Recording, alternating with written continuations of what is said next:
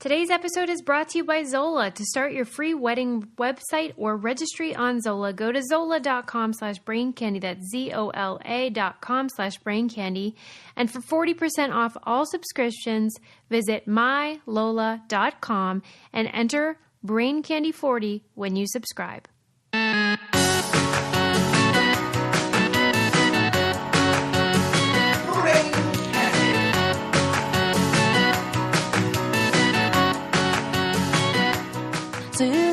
Susie, feeling kind of spooky. That's right. When is this? Let's see. Well, it's episode 266, but you're right. We are still feeling spooks. Ooh. Spookalicious. How do you feel? I feel like you're extra spooky this year. Well, I'll tell you, I just had such a busy October that it took me too long to get all my Halloween decorations up. I think I might just have to leave them up after for a little while, too. You have the best decorations. And some of them I'm not even going to take down. They are just, I bought a crystal ball for real. Where? I bought it on Etsy. This perfectly shaped ball that's made of, crystal. What's inside? Quartz, nothing. It's clear. And it's, super cool. And I'm just, putting it up with my, Halloween-y decorations. Did it come with a stand? It did. But maybe it'll stay up there. Do you ever look in it and see? I think I should. Not yet. I like the sound of this. No, maybe I'll I don't know, predict your future. My God. I see episode 267 in your future. My God, she's prescient. Okay, let's see what we're going to talk about today. What's on the old agenda? Oh, so much to talk about. How about this for depressing? Oh, okay. Let's hear it. I'm sure maybe you saw the Nobel Prize winning physicist, a fellow named Leon Lederman, died recently. He was responsible for working with subatomic particles, and he wrote a book called The God Particle. Oh my God! Very famous yes. guy. Oh, that's a really interesting. He's the guy. He's the guy. He was 96. And had a wonderful wife that he loved and all of that jazz, but apparently had to sell his Nobel Prize to cover his medical bills. No. Because we live in America. Oh my God. Are you kidding me? Right. There was a Nobel Prize for sale and I didn't know? No, I'm kidding. That's awful. It speaks to a problem that even when you're white, male, straight, successful, if you get sick, you might go broke. Oh my God. And luckily, he had something of value to sell to cover those bills. Because it is a real bitch. So did he, was it this was beyond what his healthcare would pay? I think there are lifetime max situations. My God. And that's horrible. You live to be too old and all of a sudden you got to sell your prized possessions from...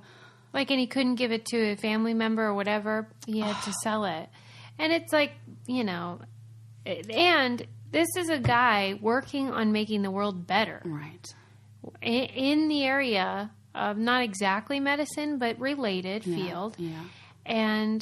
Well, they all borrow ideas, and he had to sell the darn thing. Were really important. Obviously, Nobel Prize winning. Yeah. Do you know about that God particle? Yeah.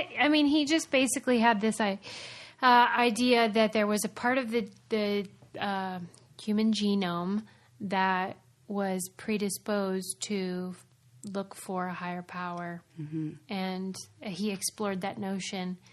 And it was groundbreaking. He coined the term. Yep. God particle. Mm-hmm. So anyway, it just bummed me out. And I was like, because we talked about the lady Nobel Prize winner, and that was a bummer because she didn't even have a freaking Wikipedia page. Oh my God. I'm sure this guy does. Yeah. But what good does that do when you got a bill to pay? Oh my God. I can't believe that. Yeah. And so, yeah. Bummer. But what ifs? I mean, there's not much, like, even when I talk to doctors, like, I haven't heard anyone say, here's what we should do. Right. Oh my gosh, you are totally correct. Like, I haven't heard the solution. Yeah, and I was in public mental health like 3 semesters ago or so, and let me tell you, it was the most depressing class, and our professor was like, I got another. I don't know what to tell you. I'm just reporting the news, and let's just keep our fingers crossed that it gets better. And thank goodness we're in California, where some people are trying to do some things a little different. But like, you know, when you look at other countries that have different versions of healthcare or government or single payer or whatever, I mean, they don't have all the answers either. Right. There are problems with those models, and so I don't know what the answer is. I just know that it's real sad when people get sick and can't afford to live. I just know that I'd be very happy to make 10%, even more than that, less than what I'm making right now, if it meant that 10 to 20% or whatever it was went to making sure that somebody like that doesn't die. I can't figure out how most people sort it all out. With that. Especially if I were making a bunch of money. Mm-hmm. But it's not the case usually. Yeah. Like, how about, like, let's not buy that extra yacht and, like, instead... Extra yacht. You know, I don't know. What are these big wealthy guys? Do you hang out with guys? a lot of people with yachts? No. Right. It's rare, right? Yeah, but I'm thinking that if you have a yacht, maybe you have more than one yacht, maybe don't buy the other one. Maybe, like, give your money to somebody I just read that Betsy DeVos has 11. Oh, see? Motherfucker. I knew. Sorry, Linda. I knew there's somebody who has one. They got a whole fleet. Yeah. Come on. Right. Those are so... Like, you know what the cost of one of those things is? Right. Well, didn't you read about when somebody untethered her one yacht? No, I didn't read that. And it just, like, went off floating down the ocean. And, like, I guess they rescued it or whatever. But it was like a $10 million yacht. Oh, my God. And that was only one of them. Oh, my God. I'm like... I think 10 million is an underestimate too. Of the yacht. Like of how much it would cost, because I think they cost so much money to make, and then it's like that $1 million a year, if not more, just to maintain it. Well, she's got enough. Oh my God! It was an article in Vanity Fair, and it was talking about her and her husband and the families that they come from and how they are. It's like, you know, that a famous conspiracy theory about the Rothschild family. Yeah. What's the famous conspiracy theory, though? That they rule the world. Oh, yeah. Well, I don't know. Wait a minute. Which one are you referring to? Well, no, I mean, like, I thought there was, like, more to the... I was saying, like, oh, yeah. There's videos on YouTube. What the hell are they called? Like all the Illuminati stuff? Or basically. Yeah. They have a particular name that's not coming to me, but... New World Order? Am I just naming conspiracy theories shit? I think it starts with a Q. Oh. Anyway. Q, huh? Darn. Anyway, they are big on this idea that the Rothschilds are orchestrating pretty much everything from the printing of money to the banking system to, I think, even like the electrical grids. Whoa. I mean, there are people that really believe that, you know, this one family has got the lock. I think it's just like maybe 10 families. Yeah, I think that there might not be too much. I think that would be true. It's fair. Yeah, it's fair. I mean, regardless though of how much money you have, you should be able to invest some of it and get some loot and have. So one day you could buy a yacht. Yeah, who knows? And Robinhood is the investing app that we are using. It lets you buy and sell stocks. And what I like about it is that you don't have to be these billionaires to do it. You can be just everybody is open to investing at whatever dollar amount they have available to them. It's not intimidating. You just fill out a little thing, and it helps you decide where you might want to put your money if you want to do it by your interests or otherwise. There's no cost or commission fees, which most brokerages charge a lot of money for every trade. It's super easy to use. And then you just sort of learn by doing. You learn how to invest, build your portfolio, even if you have $20. And what I really love is that Robinhood is giving our listeners a free stock. Ooh. So you can get Apple or Ford or Sprint to help you build your portfolio. You just sign up at braincandy.robinhood.com. That's braincandy.robinhood.com. And it's just real fun, and you can learn a lot about the stock market, which can seem very intimidating if you're not familiar. Yes, it can. I like that, making it accessible to all income levels. Moving on. Did you read about, well, this is ancient history, so I'm acting like it's like in the news. Yeah. They're the youngest mom in history. Oh. From Peru. Oh, no. Oh, no. How old? Oh, no. Oh, no. How old is she? Youngest. 9. 5. Oh, my God. I'm so grossed out. Oh, my God. Oh, my God. Oh, my God. Oh, my God. What's happening? Tell me. 1933. Oh, thank God. Right. It's ancient history. That's what I'm so glad you said. What's the difference? Well, I don't know. You could. Sometimes you just say things like you know, like she's pregnant right now, and we're like it's ancient history. Like it's an article from 2017. Like kind of like how you say like, oh, I'm not long for this world when you mean I'm going to go to sleep, not like I'm going to die. You know. So I'm just making sure like how hyperbolic are we being with this ancient history? Okay. But that means I don't know if she's still alive, but she wouldn't be that terribly old. What's the story? Okay, so this gal was 5, and her parents took her to the doctor because of a bulging abdomen. And they did some tests and discovered that she was 7.5 months pregnant. And she had what they called precocious puberty, period since the age of 3, which is like a medical anomaly, because later in the article it said no one else has been found to have that ever. So I'm not really sure on like why they have a name for something if only one person has ever had it. This makes me feel so uncomfortable. Like I don't even know what's happening inside my body right now. Neither did she. Oh, so God. she took kept the baby to term. I believe it was that a 5-year-old body could do that. Yeah, it was delivered a month early because of her small pelvis via C-section. Even then? Okay, that would have been awful. Yeah. So she survived? They were raised as siblings. And then when the son was 10, they broke the news. And who got her pregnant? We don't know. So initially they arrested the dad because, all signs point to. But they had to release him because of lack of evidence. Oh, my God. It wouldn't be that way now, of course. Because we could determine. Yeah. But the son is, I think, at least the son, maybe the mom are still alive. So we could still determine that. They probably don't want to know. Yeah. They said that they asked her when she was 5, but her answers were like confusing. Yeah. Because they don't even know if she knows. Oh, and she refuses interviews with like Reuters and all the outlets. Yeah. So she's not interested in like, exploring. Us like feeling okay with her situation. Yeah. It's insane, though. That's really sad. 5 years old. I can't imagine. It's like, when you really think about it. It's like hard for my brain to even like understand. Well, then my mind went to, she happened to be this unusual person who had a period from that age.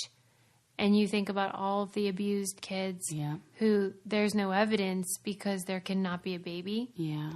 And then it makes me even more disgusted. Think that maybe there are some who stop doing things after the period starts. For sure there are. Oh, my God. Do you have the stats on how frequent, like, abuse is, like, pre-pubescent abuse? Oh, my gosh. I mean, I'm putting you on the spot, but I'm just curious. No, I don't. I do know that the stats that we have on sexual assault are all usually under the age of 18. Like the ones that they throw on, like 6 out of 10 women have experienced sexual abuse. Yeah. And from my understanding, that's under the age of 18. I'll do a quick search, though. I mean, I guess we'll never know, though, because I'm sure most are unreported, especially if we're talking about freaking a 5-year-old. Yeah, and anything that happens, like, within the family. But the son, maybe the son is dead. But he was healthy and lived a quote-unquote normal life. So, man. I don't know. Isn't that bonky? Yeah. Somebody sent that. Thank you to the Brainiac that sent that to me. I wish I had your name handy, but thank you for sending it. I just wrote back, OMG. Yeah. Like, I don't even know what to say.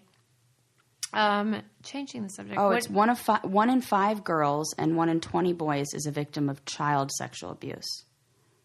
Jeez. And during the course of their lifetime, it's that 6 and 10. Wow.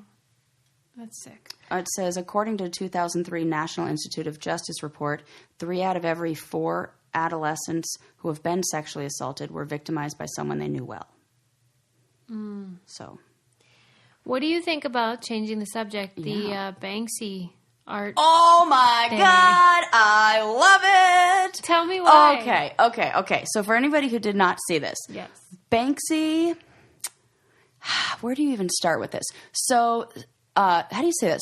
Sotheby's? Yeah. Sotheby's auction. They're like the big famous art auction. They were holding an auction of one of Banksy's works. Now, why this is messed up is that Banksy is anonymous and his work is anonymous. So he doesn't get the money that money is being sold and going into the pocket of the How did art Sotheby's dealer. get it then? Somehow how he set it up. Like How can he set it up but not be paid? I don't know, but that's a good question because I saw this on his account and I looked at Banksy's Instagram and his website to see it. So however long ago, he created a piece of art that had a built-in shredder in the frame. And so this piece of art, which now we're unsure how it got to Sotheby's to be sold, went up for auction and sold for 1.2 million, I believe. It was like 800 and something pounds. As soon as the gavel hit that it was sold, the shredder turned on and the entire painting, it was kind of like a piece of paper, really, goes through the shredder and gets 3/4 of it gets shredded. And the look on the faces of everyone in that auction, oh my gosh, that was priceless. That's the real work of art right there. Oh man, I mean, people were like shocked. They were trying to stop it, like trying to take it off the wall, but it just kept going. And it's one of his more well-known pieces. It's like or graffiti works. It's a little girl who's like going to reach out for a red balloon that's floating away, and straight through the shredder. Why do you love it? I love it because it's exactly what he's trying, like the point he's trying to make is like art is supposed to be, like the art that he's putting out, they're political statements and they're supposed to be consumed by the masses. And, you know, the whole, like he's a street artist and why street art is so fantastic is because nobody profits off of it. It's not something that you can take down and put in a museum and charge admission for or sell. Like it's stuff that could be gone the next day, you know, painted over. It's more of a, I don't know. It's definitely not what fine art that goes into a painting, like, you know, into a picture frame and then is sold to somebody else and then auctioned off and then blah, blah, blah, blah, blah, blah. Like the people who Banksy art is made for are not the people who are spending $1.2 million on it. So he was like giving a big FU to the people who think that the Banksy art is for them. And that's why I think he does all those things. Like a couple of years ago, it was him, and he set up or maybe it wasn't him doing it, but he had a whole bunch of art that he put out at one of those little stands in New York City, where you know some guy who. And there's a million of these little stands, and you know people are offering like $20 for them, and you know those were all original Banksys that got sold for like $20. And one woman's like, "Oh, I'll take like 2 for $20," and oh sure, here you go. Right. And then as soon as people found out it was him, all of a sudden it was like, "Oh my God, go there, try to find it. They're going to be worth millions." And he's like showing you that that's not the point of art. What do you think? Well, you know, I do feel like what is a work of art is the Holly and Tanager beautiful backpack purses that are now available. Oh, I love a backpack purse. I know. Oh, hello. 90s me is dying. The co-founders of Holly and Tanager, they wanted the perfect backpack tote to carry their items in an organized manner. And they were born to keep up with your busy schedule, but like be super organized, which I'm kind of obsessed with. And I'm also like obsessed with bags in general now. I've become a bag lady. Same. But like, cute bag lady. Yeah, of course. And they wanted the backpack to be like, if you're on the go, if you're jet setting, if you're, just like a woman about town, and then you can convert your backpack to a tote or a crossbody bag. Love it. So it's like, if you're a professional lady and you go to a bunch of different things, then this is the perfect bag for you. It's super stylish. I'm not even going to tell my mom about it because she's been, she'll lose her mind. It's insane because my mom is like the most stylish gal you ever met. Like she's in her 70s, but like, she's like what's that lady they did the documentary about that I love, that with the big glasses and the my gosh. jewelry? Yeah, I want to call her Edna, but that's not it. It starts with an E. Yeah, Edna something, but that's totally just the one from The Incredibles that I'm talking about, who I think that was based off of. It has a bunch of interior pockets, so like they have a spot for your phone, whatever you got going on.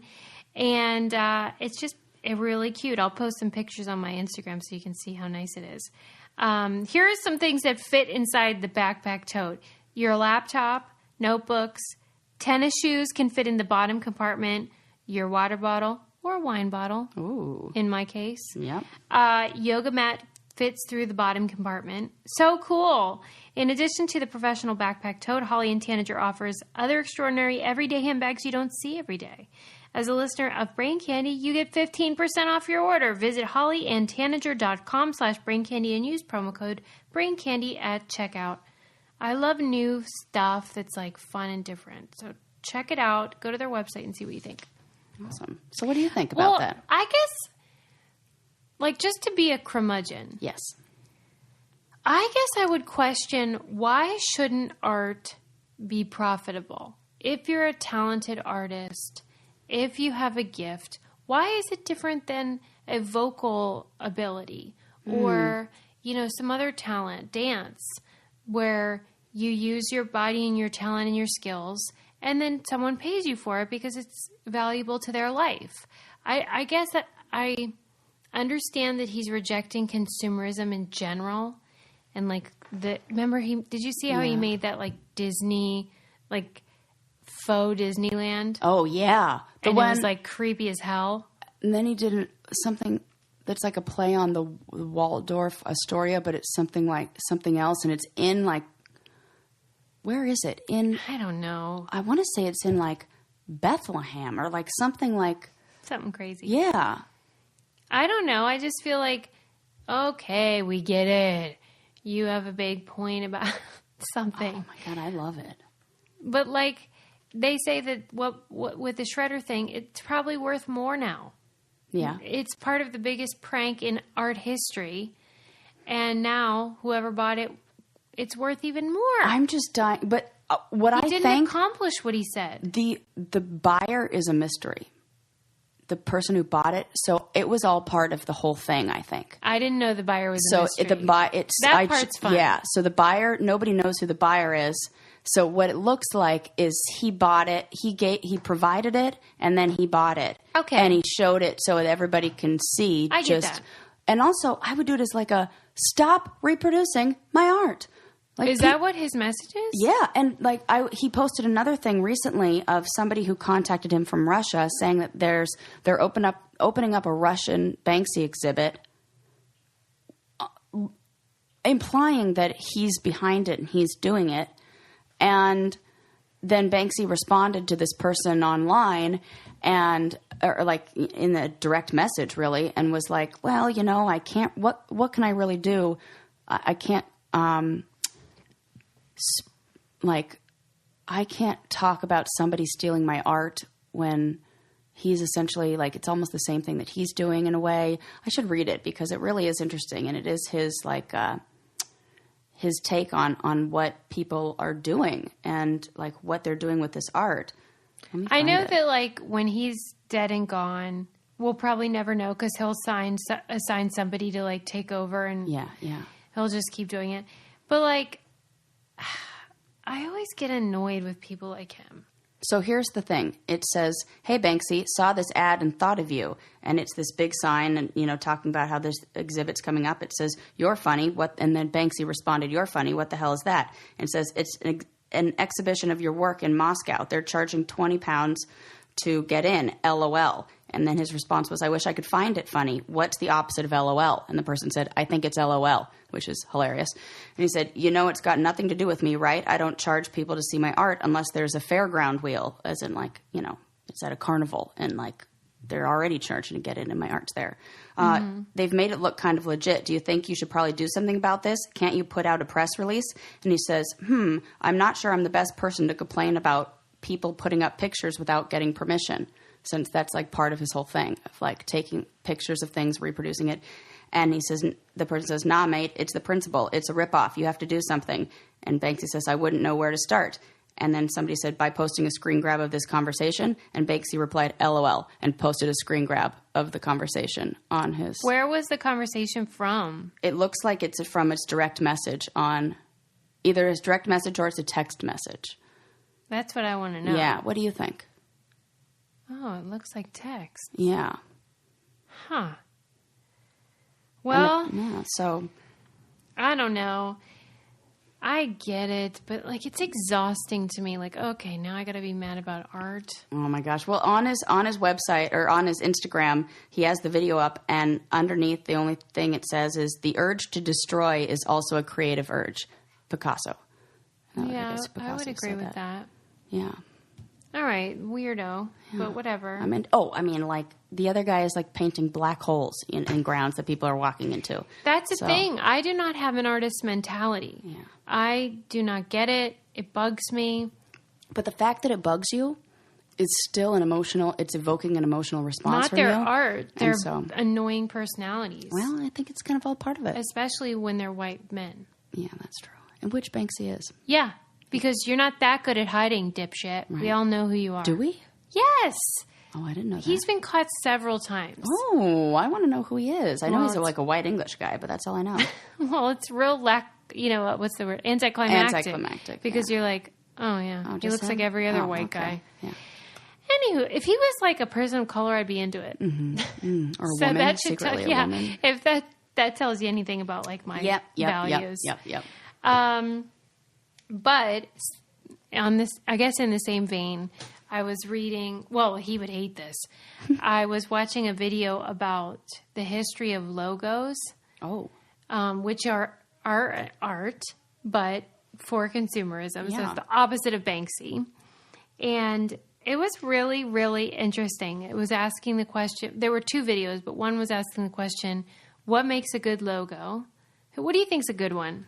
Oh, I think Adidas is a great one. Nike is a great one. Even McDonald's. I think something that's simple, has a limited color palette, is easily, you can put, you don't need to, like even small or really big, it has the same message. You know, if something's very, I almost think the Starbucks logo is too detailed. And I think, I would have to check, but I think it started much more detailed and then became simplified. Yeah. Because I think they also probably understand what I'm saying. Yeah, you're right. It was talking about that, how it needs to look good, or it needs to look the same at 16 by 16 pixels and on a billboard. 16 by 16 feet. Yeah. Right, which is hard to do. But it was describing how for many years, well, it talked about how even in antiquity, people used logos on their shields. Totally. And then also like pottery. Yeah, like if you were a trader, you wanted everyone to know what you traded in. Oh, so cool. You'd make like an elephant if you traded like that kind elephant. Of. Yeah. Or whatever you made. And then people that couldn't read would be able to tell. Weird. Yeah. Nope, gone. We're referring to things you don't know about, which is that Sarah had a headphone problem. What were you saying? We were saying selling elephants. You have a picture of an elephant. You sell an elephant. So then it was saying how like logos were literal until Chase Bank. What? That was the first, huh? Yeah, decided they didn't want it to be literal. They wanted it to be abstract. Do you think it's because it's a very abstract name? Or, oh, I see. It could have been a picture of money or something like that, right? Yeah. Okay, got it. Yeah, got it. what are you? I'm on board. Yeah. But they were the second most powerful bank in the whole country, so they were like, we just want a symbol. Mm-hmm. And so then the company that designs the logos was like, had to come up with like, what is a symbol, that isn't, it's harder than you think. The weirdest thing is I can't, it's that like I can't blue, picture it. It's like kind of a square, but it has rounded edges and it's like 4 different parts. Yeah. Are you a Chase Bank user? No. Yeah. That's I'm a Chase why. Bank user. Well, what the hell were we talking about? I don't know. We had to break again. Yeah. So crazy. Whatever. What I always want to talk about, what I really want to talk about is love. Oh. It's all you need. Yeah. It's Something Good for You and Me. what song is that? Love. Something Good for You What and is Me. that, I a cheer? Actually. What is that? That is just a chair from camp. So there you go. That's nice. Oh, yeah. That's a really nice And like message. they divide the camp in half, and then they say it, and like they do one half against the other to get louder and louder and louder. Who could be at the loudest of saying "I love you"? So tell me what you love. It is Something Good for You and Me. It's Zola. If you're getting hitched, we have the perfect wedding planning and registry experience, so that you can be happier and your guests will be happier because you don't make them run all over God's green earth trying to figure out what to get you and all that stuff. Tons and tons of couples have used Zola because it takes the stress out of your wedding planning. They have save the dates and invitations. They have a wedding registry that's free, easy to use. And like the save the date and invitation designs, they have over 100 different designs, so you can find one in your style. Free guest addressing, free matching envelopes, friendly prices, free wedding websites that match all of Zola's save the dates and invitations, free guest list manager. I mean, come on. That's everything free. Right. And so you can have everything at your fingertips and design it, make it very personal, and your guests will thank you because they can also buy your gift there. They have over 500 top brands. They have honeymoon funds and like different weird like wine experience, whatever. Ooh, I love that. Group gifting, and then couples get 20% off their remaining gifts on the registry for 6 months after the wedding, which is really nice. If you sign up, go to zola.com/braincandy to get 30% off your save the dates and invitations order. That's ZOLA.com/braincandy, and you get 30% off your save the dates and invitations order. And it's like a one-stop shop situation. Great. Yeah, we have to keep like pausing because like Sarah's witchy powers are like making like weird interference on our whatever. Sorry, not sorry. So we were talking about logos. Yeah. And so Chase was like, we want it to be abstract, so they designed this. And the guy was saying how when you're making a symbolic logo, the less that you say, the better. Oh. Which is interesting. But it should still be like derivative of like what you're about. So like in some way, either you want to show that you're strong or you want to show that you're family friendly or whatever it is that your organization or company represents. And then he said, we always have to figure out what our clients want, and it's not usually what they tell us. So, like, I find that to be true, too. Like, and I'm sure true with your job, everything. People don't know all the time what they want. No, they don't. Well, they think they know, because it's like you have to read between the lines. Totally. What they're saying versus what you know to be true, and then it's probably somewhere in the middle. Yep. And then Sarah was right about that, about the size needs to be consistent and the look of it, no matter whether it's miniature or super huge. And then one funny thing was this designer who he had made like the Time Magazine logo, like everything, People.com logo, like everything that I could think of. I was like, oh, that's a real skill. Yeah, and he was saying that he was creating the logo, or I guess that you'd call it a logo, for the band Blue Oyster Cult. And he used the font from the Gutenberg Bible, which is, I'm sure you can picture like what an old-timey Bible font would look like, and created the Blue Oyster Cult logo. And then it evoked, like, you know, edgy and old-timey but sinister and all this stuff. And then that's what then he based the AC/DC logo on. Oh. And they have that same vibe going on where it's like kind of like lightning bolty but also like old worldy. Yeah. And then he said that Metallica and all of the... Metallica was the one that was coming up in my head of like... What you that could picture. Yeah, yep. And that they all sort of embraced that same look and then became, you know, the sort of quintessential metal music logo. And I thought that was so cool. Led Zeppelin does have a cool logo. What do you like about all those ones? It just, like, I like the ones that look kind of like, you hit the nail on the head, where it's like kind of spooky a little. Yeah. What is that about? Right. AC/DC, Led Zeppelin, they all, even Pink Floyd is like really... They want it to be like sinister or like edgy, of course. Oh, I love that. And I thought how ironic that came from a Bible font. Uh-huh. You know, but when you think about it, it makes sense, but it's one of those things where it's unexpected. Yeah, and who's the band that does the Upside Down Cross?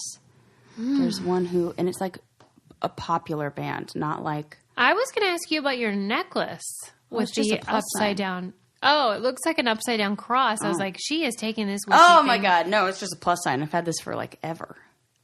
Okay. It's like just a little. Oh, all right. I guess because it has a clasp, then it elongates that edge. That's good to know when I'm wearing it around my clients, and they're going to be like, "Oh, what's going on over here?" I've got the witchy thing on the brain though, because that's what, you know, your whole thing. Yeah, you're just going to watch me slowly become like Stevie Nicks. So slowly, yeah, or quickly.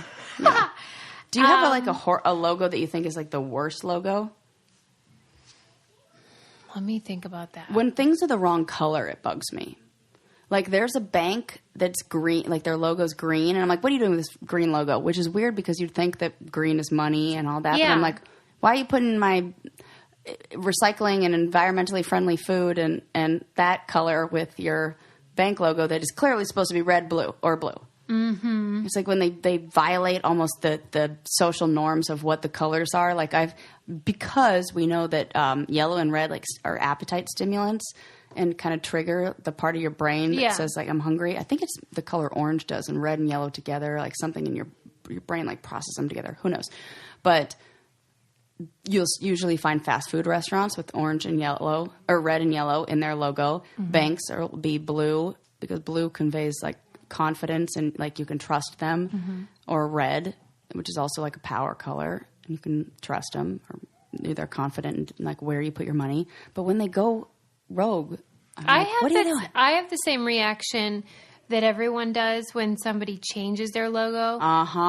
Everyone hates it, but then you just get used to it. Like when Instagram changed their app decal, that's right. And everyone was like, "This is stupid. It looks dumb." And then there was, what was the other one? Something similar. You know who I don't like is Uber's update. Like What's Uber different? used to be like a U thing, and now it looks almost like a C, like a backwards C. And I just don't understand where the Uber. It's the shape of the thing that they all have in the back of their rear view window. Yeah. That picks up the signal. Oh. I guess that's the reason that they changed it. Yeah. But I agree was with like you. that the regular shape of that thing, or did? Yeah, that's the shape of the thing all along. But I don't know why they decided to make that. I guess so that when you'd see it in the back of a rear view, or you know the rear window, then you'd be like, oh, Uber, and then the logo's on every car in that way. But it almost looks like it's sideways. Like I want to just like totally twist it. Yeah, like wonder 90 why it degrees. has to be that direction. Yeah.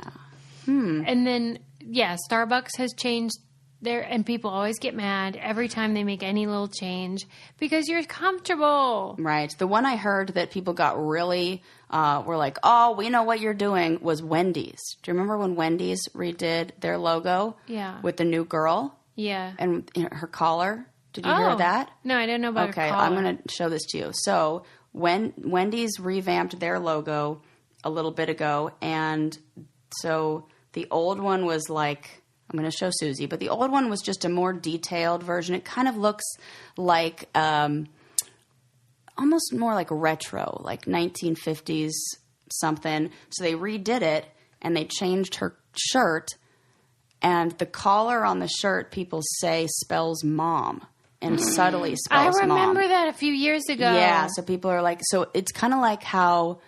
Oh my God. Yeah, so it's kind of like how... it like gives me chills. Subliminal. That's so weird. Yeah, like Amazon, the smile, the arrow is also a smile.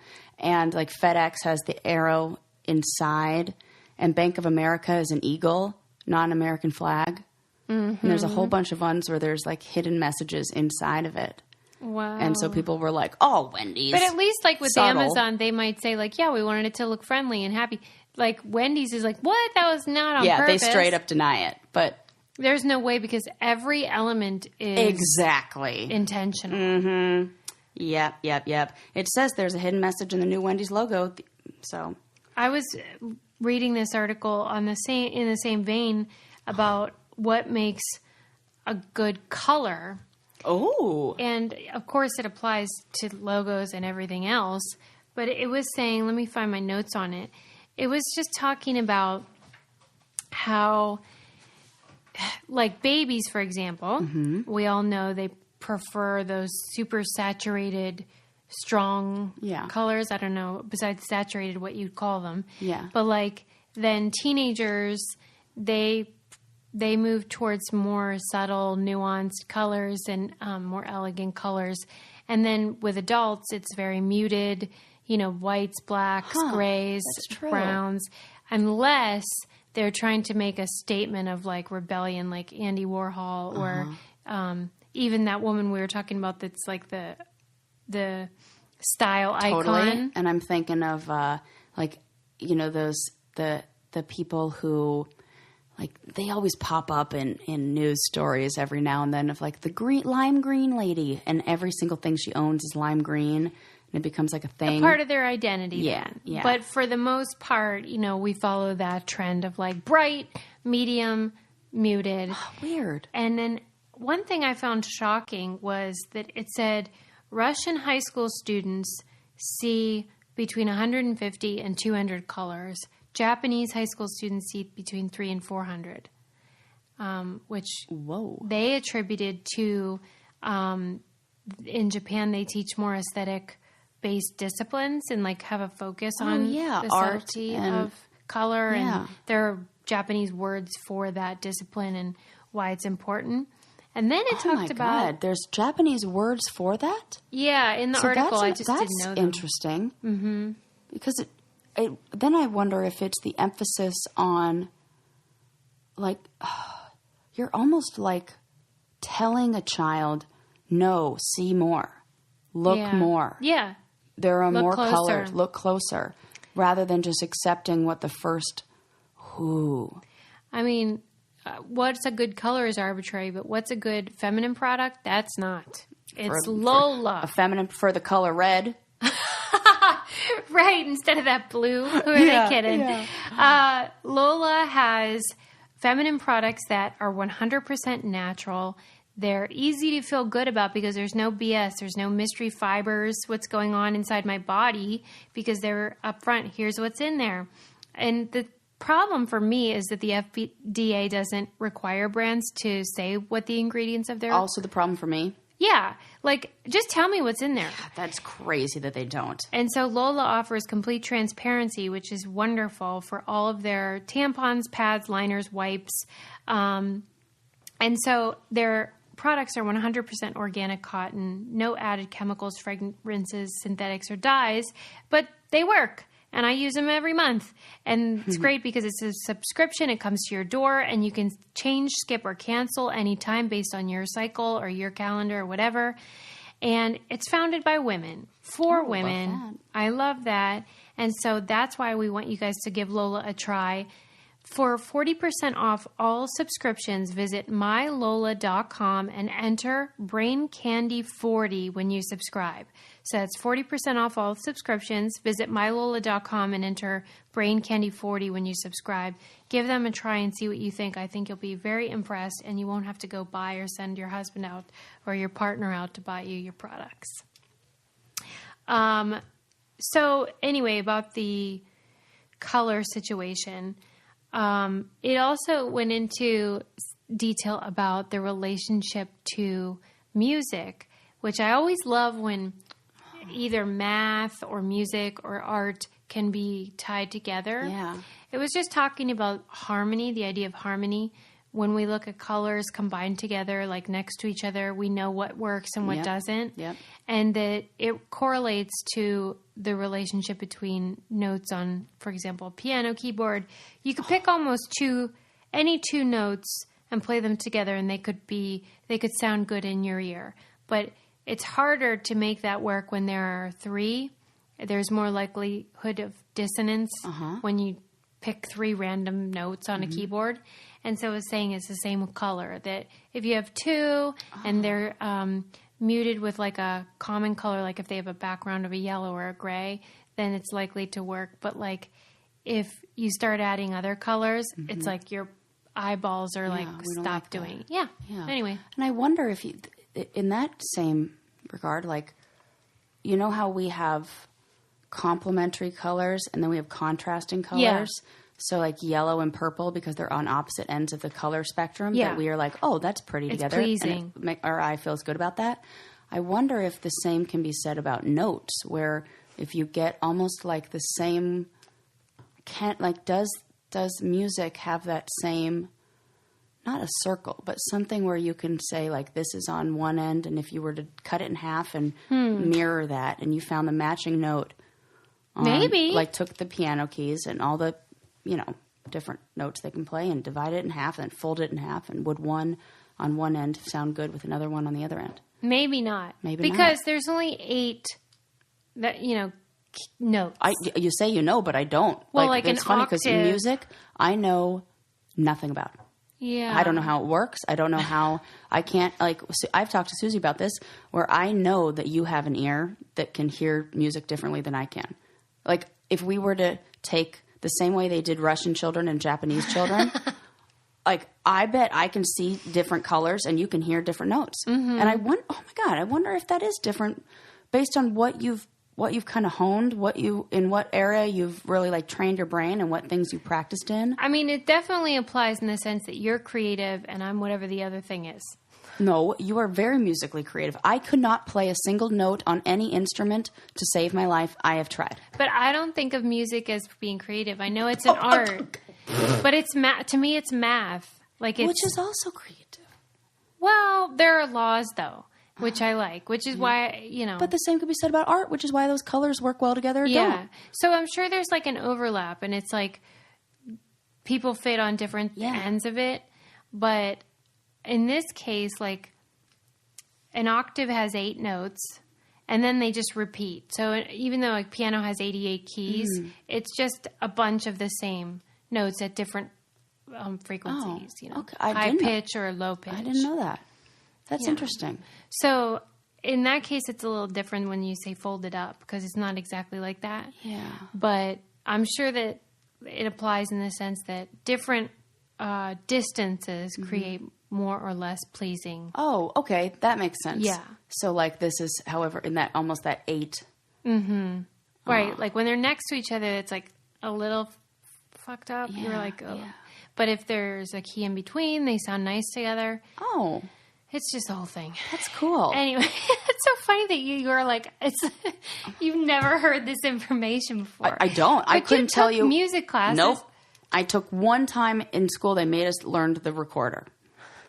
And I was terrible at it. You didn't have mandatory music? No. Oh, okay. Well, didn't have really any didn't mandatory art classes whatsoever. Well, that's a damn shame for you. I know. But you worked out all right. Yeah. Yeah. We've talked about this on the show before, and I want to correct something, I guess. We've talked about how in the Victorian era, women were thought to have hysteria, and the doctors were curing them with orgasms through vibrators. Yeah. Have we discussed this? Yeah, which was absolutely in the books that they taught me in class. Totally. Yes. In graduate school. In grad school. Yeah. So that research was done by one scholar, and everyone just got real into it because that's so fun, that explains a lot and it makes sense. Yeah. And she had citations, but then a new scholar was like, I looked through your citations and like they really don't show that at all. And the original lady was like, well, it was just a hypothesis. And she was like, you didn't say that. Just a hypothesis that we've since based like a ton of stuff on. Yeah. They need to, oh my God. Let me have that article. I'm going to go show it to my sex therapy teacher. And I'll be like, hey, incorrect info. Yeah. Buddy. It's kind of a bummer because that's such an interesting tale about, because according to myth now, oh my God, women were like depressed and like hanging out in their attics, just like brooding and mad. Yeah. And then doctors were like, let me like just stimulate your genitals. And they were like, okay. And then this is like drunk history. Yeah. And then they claimed that that's how the vibrator was invented because the doctor's wrists were getting like overworked, which is now said to be false. And that there's really no evidence, especially that this was something like widespread. Maybe like it happened a couple times or something, but that doctors were not treating women with orgasms or using vibrators on them. Wow, that is a widespread false thing. Well, like I hope they can find like some new info. Yeah. You know, like maybe they'll be like, wait, we found it. It turns out women were getting... So, like, why was the vibrator invented then? And because it was invented by men, by male doctors. So there's a separate, I believe, scholarly article called Buzz that I didn't get a chance to read yet. Oh, that's good. It's the history of sex toys by another scholar. This is like academic research, and I'm sure she... tells you how that came to be. Oh my God, I'm going to need to know. Why? Well, because I just feel like this is important. We've been hoodwinked. Like, totally. Right. Clitoral hoodwinked. Right. So if we in fact talked about that on the show, I would just like to set the record straight. I have to tell my advisor, my graduate advisor, too, because she talks about that in her early American history. I feel like anytime a professor can work this into the conversation, they do. It's just good fun. Right. But so I want to know more about the hysteria thing now, because now it's like, wait, so how did they fix it? Coming up on the next episode, history of vibrators. Why were women hysterical? Right. Yeah, because that's like a thing. And what I do know to be true is that early physicians, doctors, psychiatrists did not believe that women had a sex drive. Right. So I don't know. Anyways. We do. Yeah. Just so you guys know, we do. Yeah. I'll tell you what I am hysterical about. My Meeson awesome kitchen knives that I keep buying. I think I've bought like 5 of them for various people in my life because the knife is life-changing.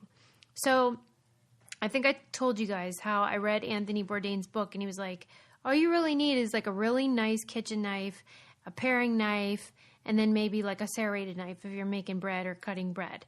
And I was like, yeah, why do we have all these gazillion knives? Well, Meeson solved the problem because they have a super affordable high-end knife that they're selling directly to you for a fraction of the price. It is such a great gift if you know somebody that cooks, period, has a freaking kitchen. They need this. But it's also great for your own home. It's essential for your kitchen, in my opinion. It does it all. It's cheaper than the competitors, and the New York Times called it the holy grail of knives. What do you want? Come on. And they have free sharpening for life.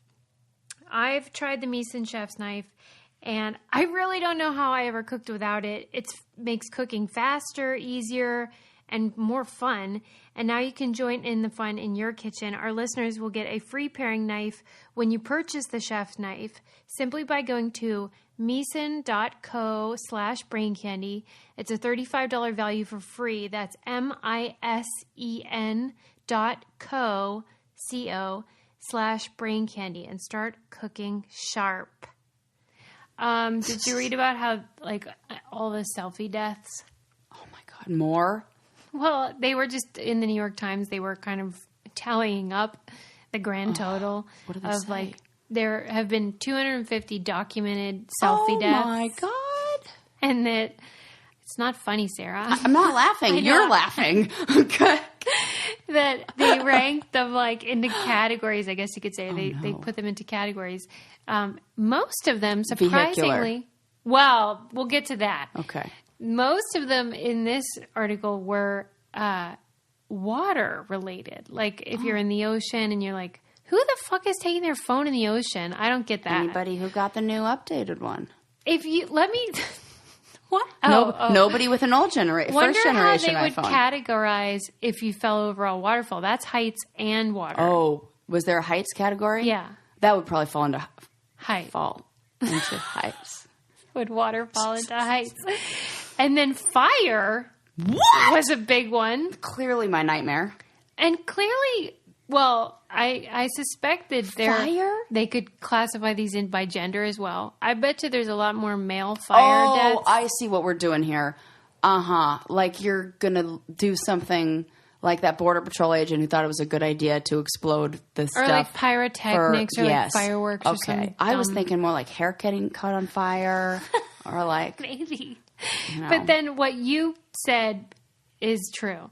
That probably the number one selfie death is automobile, but we don't know that. Oh my God. So they're just like killed in a car accident and we don't realize, they were dumbasses trying to take a picture. Oh, for goodness sakes. Isn't that interesting? Yeah. So I don't really understand selfie deaths, but I wish we would like stop inventing things that were like distractions and started inventing like things that would help us basically what I want are self-driving cars. Do you? Yeah.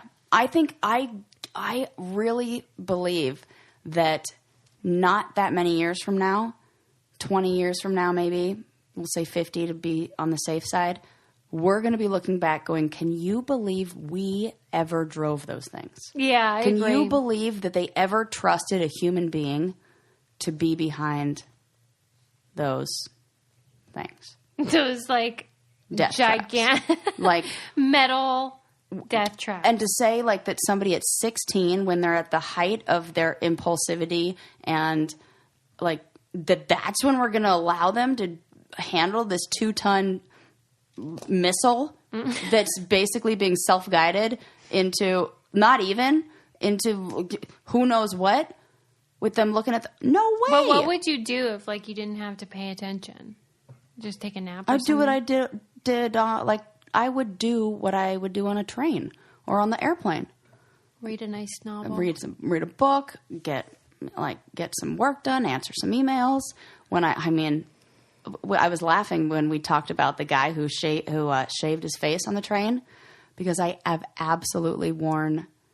What did I do? I wore hair dye or something on a train once because I didn't have time, and it was it was back when my hair was black. Are you kidding me? me? I've definitely done something like that before, grooming. Yeah, something ridiculous like that. I used to never put on any makeup until I was on the train. I was like, that's a good point. I would put a lot of makeup on in the car. Yeah, if I could. And then I could just toss out my New Year's resolution a few years ago to never do makeup in the car. Right, like you could just make it totally to do it in the car. Yeah, it would be like your station. Because it does feel like a big waste of time. Huge. How much we just sit there driving. Me? It's if I had that kind of timer, on my phone, how it tells me how many minutes I used, if it told me how many, well, it does tell me miles, but it's ridiculous what I could get done. How long does it take you to get to school? Somewhere between 45 minutes and an hour. Wow. Yeah, usually 45 minutes. Jeez Louise. Yeah, so 45 minutes there, 45 minutes back. That's really insane to me. And more if it's peak traffic times. Wow. No wonder you were going to the car wash. Although I was thinking about how you claimed I hate that place. You were complaining about the car wash, Worst. but I don't think you really told me what it is about the car wash that I think you said it's your biggest fear. Biggest source of anxiety. Oh. Place that I can go where there's a 100% chance that I will leave more upset than I got there. Okay, because when you proposed this anecdote, yes, I thought you were going to say when you drive through, and you're in the car and it's going. Oh, no, that's lovely. You like that. Love it. I was anticipating you just saying it scares you or. No. What in the hell is it's the relinquishing of control. It's got to be. When they start cleaning your car. Yeah, because it's like, I love it if it's that drive-through one where I drive through, I'm in charge. At the car wash, yeah. Whoa. If I drive through, love it. If I can get out and I'm the one to clean the car myself, love it. Love every single thing about that moment. I was just trying to like maximize my time and like kill two birds with one stone and do some reading for school as somebody else was cleaning my car. But nobody has the standards of cleanliness that I do. So I get the car back and I just then am like, I probably should, I don't know, I should work on this. I mean, because I was going to say, this is going to blow your mind, but you can clean your own car. Yeah, this I know. This was supposed to be a time saver. And I've always cleaned my own car, but I thought I was like, okay, you're at that age where like you have the funds to like, you don't need to be like penny pinching everywhere. So like you could spend the extra $4 to have somebody do it for you, Sarah. And so I'm like, because like for my husband, it's like he just goes there, he just drops it off. It's like a half an hour. Why doesn't he have a problem? He says that he does, but he like they're not as bad with him because he said that to me. I told him I was like complaining on my way. I'm like, I hate that place. He's like, yeah, they're bad to me, so I can imagine what it would be like for you. Like giving him a hard time about like wanting things cleaner or like I don't know how specific I have to be. Wow, but I don't know. I mean, I just might have to move into your DIY category. Yeah, I think it just I went there for the last time. I will only do it myself or have somebody Lana take it there or something. How about how, speaking of anxiety, I had to go to the doctor for my migraine. Oh, and you went. And like, you know how they do the blood pressure? Mm-hmm. And on the sphygmomanometer? Yes. Yes. And they did it 3 times and it kept being high. And she kept going like, go to your happy place. And I'm like, I am. But I do get nervous at the doctor. So like, I thought that might have been it. Yeah. And I was like, this is really weird. This is not good, like, and she's like, oh, yeah. They do it 3 times. And then after the 3rd time, she's like, you got to come back in 2 weeks and we got to recheck. After I left, those dumbasses, who I told I had been taking anti-migraine medicine for the last 4 days. It gives you high blood pressure. Oh. And I was like, I was really... That should be the first thing they check. What medication are you currently on? That seems like part of the assessment. They did ask me, like, what I take, which I told them birth control and whatever. Yeah. But, like, then in the appointment, I said, here's what I did for the migraine. I took this. And you'd think she'd be like, oh, well, that's why your friggin' blood pressure was higher than normal. So now I got to go back. I got to pay the copay of $70. Get out of town. Yes. Are you going to call and yell about that? Probably not. Suze. I will mention it. I'll be like, should. I really feel like I shouldn't have to pay this. Yeah. Because that's really annoying. No. That's a stop being polite moment. You should call them back. You think so? Yeah, because that's right in line with mine. Remember when I went in and it was the same thing? It was like, oh, we can't do anything for this. There's no way, like, I can't prove that that's what it was. Although I definitely... You can absolutely say, I was on this medication and that caused a high heart rate, and she sent me out of there without any assessment of the medications I was on. I just feel like had I been more clear, then I would still be in that appointment, or they wouldn't be charging me blah, blah, blah, blah, blah. I'll do it. And then I'll report... No. When I go in, because I will have to go back, and I'll just say, here's the situation. Yes. Yeah, they'll do it. I hope. But... yeah, I mean, when you go to the doctors, are you anxious? Because I do get nervous. I've never once had them recheck my blood pressure or anything like that. And in fact, I almost look at it as kind of like a fun challenge to see if I can lower it. Right, that's how I am. So I'll watch it and I'll be like, okay, deep breath, relax. Me too. Calm your shoulders. Blah, blah, blah. Whatever. Yeah. The last thing I want to talk about is how there's a disgusting, this is actually what it's called, disgusting food museum. Oh. In, I think, Sweden. Do they have mayonnaise on there? Melted cheese? No, but you could follow them on Insta. Disgusting food museum. Is this something that's because is it like a Dr. Pimple Popper or like where I'm not going to be able to unsee this? No, but not the really gross? descriptions are not savory. Like, I thought, well, how bad could it be, you know? Yeah, that's what I'm thinking. Like, they have this big... One of the things I saw was like a big... What would you call that? Jug? Mm-hmm. Clear jug of clear liquid. And then at the bottom is just like a huge pile of dead, like, baby mice. And it's called what is that? Mice wine or something. And it's like in some places. What? This is, okay, I know. This is the account that whoever is the game producer on the challenge clearly follows. And they're like, oh, what are we going to have him eat this season? I don't know. What were the last things that this person posted in the disgusting food museum? Or the museum curator watches the challenge. Or that. Absolutely. The curator describes himself as a disgustologist, and he wants to challenge the assumptions about food and how disgust is cultural and contextual, which of course it is. That is true. Yeah. But they have like penis, like beer or alcohol. Yeah. There was Dorian, of course. Well, I said okay, like I was like, oh yeah, like that didn't even sink in until afterwards. What you just said, I don't know the details, like whose penis, why are there three? I don't know. Oh, good question. 3 penis something, booze or beer. Oh, and so is there a food that others would call absolutely disgusting, like in a culture or whatever, like that you've eaten and you're like, oh, that's not bad, and I kind of like it? I was trying to think of like what's gross that we do that other cultures would be like, forget it. Mayonnaise. I do think that is towing the line. Yeah, mayonnaise. Yeah. Okay, yeah. As like other people would be like, what? What is that? It's really because it looks like pus. It really gets me. That's the thing. That's why. That's why for me. Because the like taste is weird. Probably like what pus would taste like. I mean, I've never tasted it, but probably like that. You know what I love? Crickets. Oh, right. I fucking love them. Well, that's the other thing the curator said. They want to encourage the sustainable proteins like insects. I think they're absolutely delicious. I could eat them as a snack morning, noon, and night. Noon, and night. I'm not even kidding. In fact, talking about them right now is making me crave them. 3 square a day. They're so good. But I think it's the seasoning I like. Well, I think you're probably right about that. Obviously. Have you ever had plain? No. You should try those. I should. But I like that they're crunchy. They're like, I like the texture. Yeah, I get what you're saying. I'm just the love mouth them. Feel. I love a good cricket mouthfeel. Well, on that note, it's been fun, everyone. We'll see you next time.